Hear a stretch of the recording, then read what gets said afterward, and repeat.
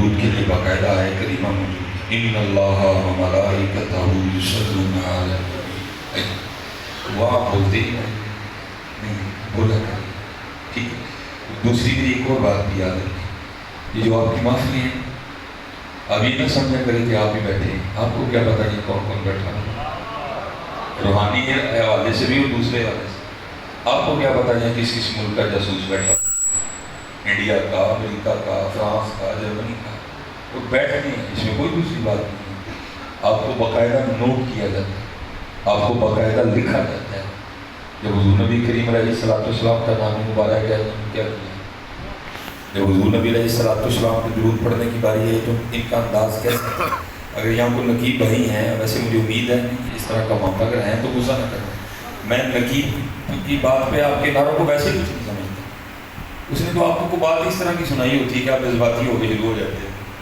مزہ یہ ہے حضرت کے پاس ان کا نام آئے تو بندہ مچل جائے، مزہ یہ ہے کہ ان کا نام آئے تو بندہ دیوانہ ہو جائے، مزہ یہ ہے کہ بندہ ان کا نام سنے ان کی کیفیت بدل جائے۔ ماشاءاللہ قبلہ پیر صاحب بیٹھے ہیں، اب ایک لفظ سنتے ہیں مجذوب، اور سب سے سوکھا کام مجذوب ہونا ہے، سب سے سوکھا کام مجذوب ہونا ہے، کیونکہ سالے کو ہو کے تو پھر داڑھی رکھنی پڑے گی، سالے کو ہو کے تو پھر سر پہ امامہ سے جانا پڑے گا، سالے کو ہو کے تو پھر آپ کو شریعت کی پابندی کرنی پڑے گی۔ مجذوب ہوئے ہر کام سے جان چھوٹی ہے، نماز بھی گئی، روزہ بھی گیا، شریعت بھی گئی، قرآن بھی گیا، سب کچھ گیا، سب سے سوکھا کام ہے۔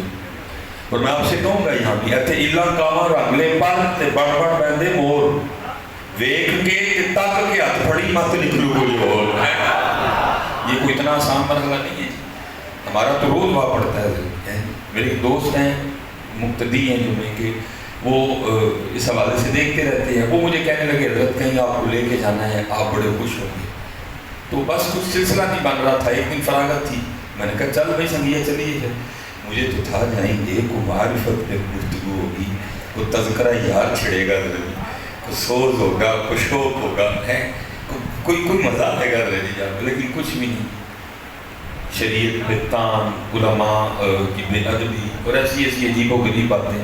میں نے کہا ہے پاس میں کتنے گیا ان کا، دن سردیوں کے تھے، زور کا وقت تنگ ہو رہا تھا، میں سمجھ گیا کہ نماز والی کہانی کوئی بل فتنہ تو اشد من القتل، ماڑا کلا بندہ تھا، اوکھا سوکھا ہو کر میں اٹھا، میں نے جا کے وضو کر کے زور پڑی، تھوڑی دیر بعد عصر کا ٹائم شروع ہو گیا، عصر پڑی، آگے بڑا بہت تکلف سا کھانا کھایا، جب اب نکلی نا تو وہ جو مجھے لے کے گیا تھا، میں نے کہا یار بھابی ہوئی نماز نہیں پڑھتے، مجھے آگے سے کہتا ہے حضرت جی نکلے نا مولوی دے مولوی، وہ بھابی ہوئی نہ مقام بہت اچھا ہے اس ٹائم، وہ دل دیاں پڑھتے ہیں، میں کیا ہویا کل دیا نہیں، روٹی کھانے ہیں میرے سامنے بابی ہو رہنے 4 نان 2 ڈونگے سالن دے کھا کے، تو ہی میں نے دسیا بابی ہو رہنی تیل بوڑی ہیں دستارہ ہی آنے، وہ یار اردو دے لکھے گیا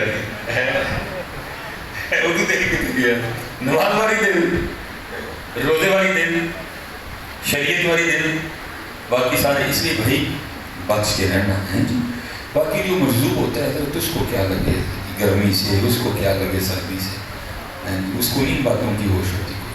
تو یہ سلسلہ چل رہا ہے، ہمارے کو بزرگ تھے تو حضرت کی بارگاہ میں سوال آیا کہ یہ دیکھنا ہو مجذوب اصلی ہے کہ نقلی، تو اس کا کیا طریقہ ہے؟ آپ نے 2 جواب دیے، میں ایک آپ کو بتا دیتا ہوں۔ پہلا طریقہ لیکن میں آپ سے کہوں گا جی آپ نے اس کو بالکل نہیں آزمانا، اگر نقلی ہوا پھر بھی خیر نہیں ہے، اگر اصلی ہوا پھر بھی خیر نہیں ہے، ٹھیک ہے، آپ نے اس کو بالکل نہیں آزمانا کوئی بھی جانا، لیکن بات آپ کو سمجھائیں گے۔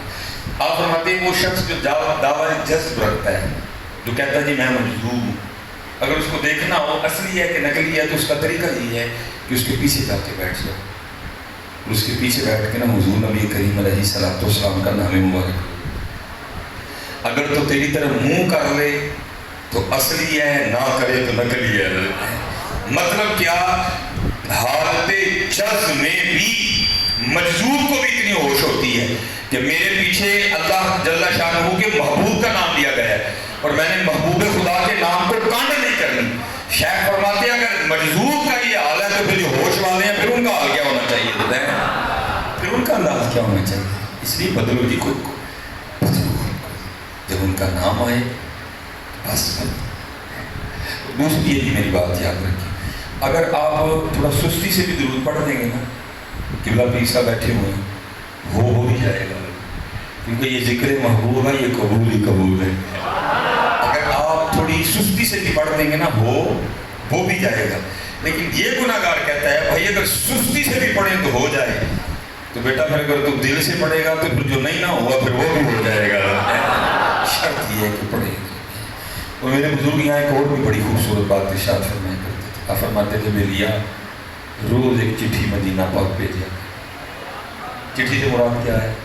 حضور نبی علیہ السلام کو یاد کرنا، کیونکہ دیکھیے پڑھنا اور ہوتا ہے، یاد کرنا اور ہوتا ہے۔ آپ فرمایا کرتے تھے روز ایک چٹھی مدینہ پاک بھیجا۔ تو کسی آگے سے مرید نے عرض کی حضرت کی ہوئے گا چٹھی بھیجی؟ آپ نے فرمایا کسی کا تو جواب آئے گا ہی نہیں۔ کبھی تو صاحب پوچھیں گے، کبھی تو صاحب پوچھیں گے کون کھڑا دربار ہے۔ دیکھو وہاں کیڑا ہے جڑا روز ہی سامنے جڑا والے بھی یاد ہے، کدی نہیں ہے۔ امتی جو کرے فریاد حال ذات، امتی جو کرے فریاد حال ذات، ممکن نہیں خیر البشر کو خبر نہ۔ بس حضرت جی آمین یاد کرتے ہیں، آپ کو یاد کیا۔ جو نہ بھولا ہم غریبوں کو رضا، جو نہ بھولا ہم غریبوں کو رضا، ذکر اس کا اپنی عادت کیجیے۔ ٹھیک ہے نا؟ محفلوں میں بھی پڑھو، اپنے گھروں میں بھی پڑھو، ٹھیک ہے جی؟ پھر دیکھو رب لگتا ہے کہ بس ہم پڑھتے نہیں۔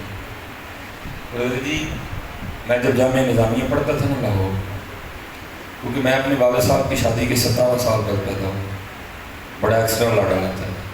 یہاں سے لے کر وہ سامنے دیوار تک بھی مجھے اکیلے جانے کی اجازت نہیں تھی، ساتھ کوئی نہ کوئی جایا کرتا تھا۔ پھر ان محبتوں میں نہ کچھ میرے بھی شوق دب کے رہ گئے۔ مثلا کیا، مجھے بڑا شوق تھا ٹیوب ویل پہ نہانے کا، مجھے بڑا شوق تھا کھیت سے خود گونگلو کھیڑ کے کھانے کا۔ تو جب میں نظامیہ آیا نا تو میرے ایک دوست سے تو میں نے ایک دن ان کے سامنے اپنی اس خواہش کا اظہار کی۔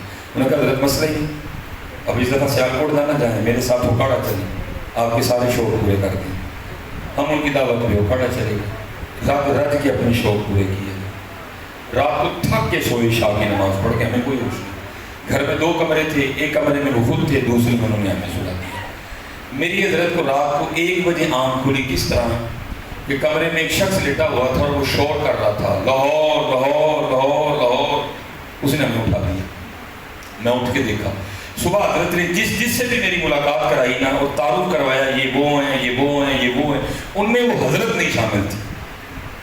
اس لیے ہم زیادہ پریشان ہوئے کہ بھائی یہ کیا ناگہانی آفت ہے جو رات کو 1 بجے ہم پہ نازل ہوئی، اور یہ اپنی آنکھیں بند ہے، گہری نیند سویا ہوا ہے، لاہور لاہور کروا رہا ہے یہ۔ بہرحال تھوڑی دیر بعد خاموش ہو گئے۔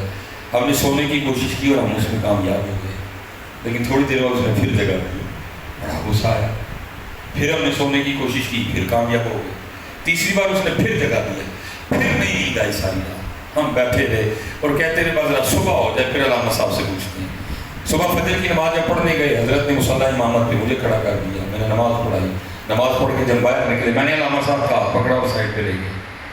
میں نے کہا علامہ صاحب جگہ نہیں نہ بلانا، صاف نہ کر دو، لیکن راتی کی جو ہے یہ فرماتے کہ کیا میں حضرت کو پتہ نہیں کیا ناگہانی آفت نازل ہوئی رات کو، ساری رات اللہ کے بندے نے سونے نہیں دیا، لاہور لاہور کرواتا رہا۔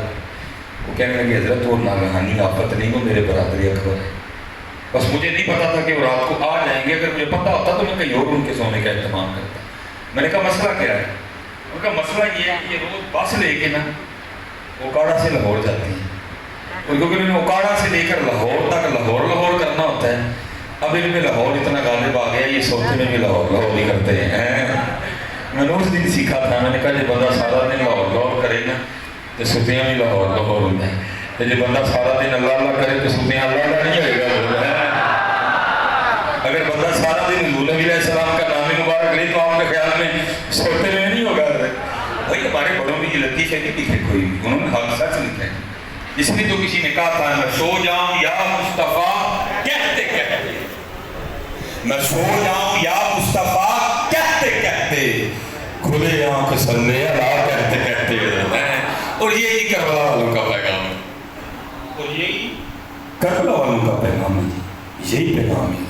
میں پیچھے بھی کیا کیا ہے، نہ حضرت ہمیں بزرگوں نے یہ سکھایا ہے، نہ کبھی ہم نے یہ کی ہے۔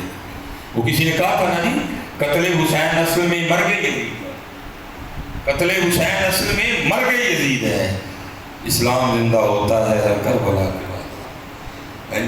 میں نے پوچھا جی پیچھے بھی ادھر بچوں سے، کھڑے والا میں نے کہا جی آپ کو وہ اسلام جس کے لیے امام حسین نے اپنا سارا کنبہ قربان کروایا تھا